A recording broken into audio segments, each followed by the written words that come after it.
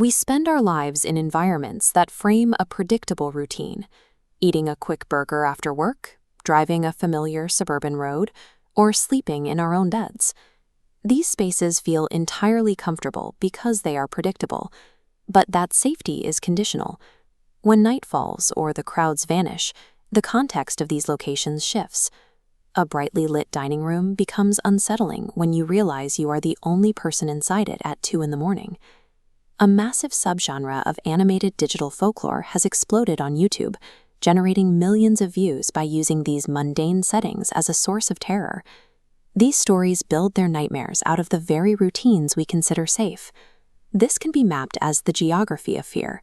The tension relies on how our psychological perception of a location shifts from a safe haven to a threat based purely on a change in environment. Understanding modern horror requires an analysis of the maps these monsters hunt on. The first spatial zone is the liminal workspace. In one story, a 17-year-old student takes a solo night shift at a 24-hour McDonald's. By 2 a.m., the restaurant is completely empty. This chart tracks liminality. Fast food chains need massive daytime crowds. When occupancy plummets to zero, the space feels unnatural. Your brain registers that the environment is no longer functioning as intended and tries to rationalize the discomfort of an empty workspace. Then the worker sees a strange black shape outside the window. They initially dismiss it as tiredness. The mind tries to pull its comfort level back to a normal baseline to stay functional. That rationalization fails the moment the threat becomes vocal. The worker hears a voice whispering, "I can see you," before a red-eyed entity begins violently banging on the drive-through window. The bright lights and branded uniforms provide no defense. The rules of a corporate environment offer no protection against a threat outside of commerce. Liminal workspaces are terrifying because they turn the familiarity of a job into a brightly lit cage, leaving the worker completely isolated. The second zone is the no man's land, spaces where isolation is built into the geography. This includes Jenna driving down the desolate Whispering Hollow Road, or a student walking home alone from a school library late at night. This radar map shows the geographical vulnerability of these areas. In a no man's land, the distance to the nearest safe zone means that outside help is physically impossible to reach in time. This isolation heightens the senses. Jenna is forced to listen to a distorted voice hissing through her car radio, while the student becomes hyper-aware of the rhythmic echoing sound of someone limping behind them. These transit zones are haunted by figures trapped in their unresolved journeys. Jenna encounters a pale, hollow-eyed girl standing in the middle of the road, while the student is followed by Agatha, a ghost endlessly searching for her lost daughter. Fleeing is often futile because the geography feels corrupted.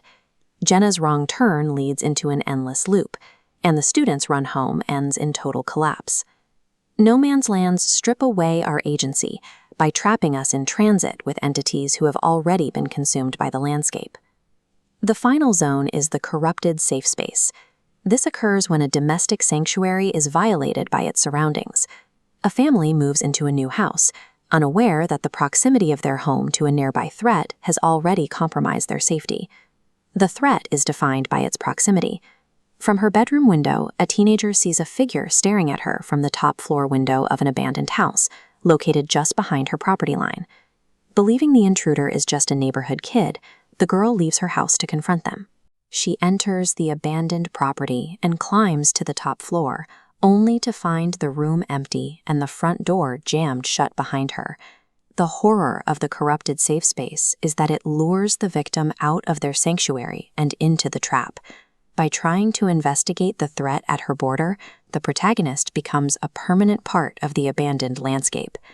Digital horror folklore rarely concludes with a traditional victory or a return to normalcy. As this flowchart shows, these narratives often end in unresolved trauma. Jenna is never seen again, the night shift worker is left permanently afraid of the dark, and Agatha continues to haunt the school library.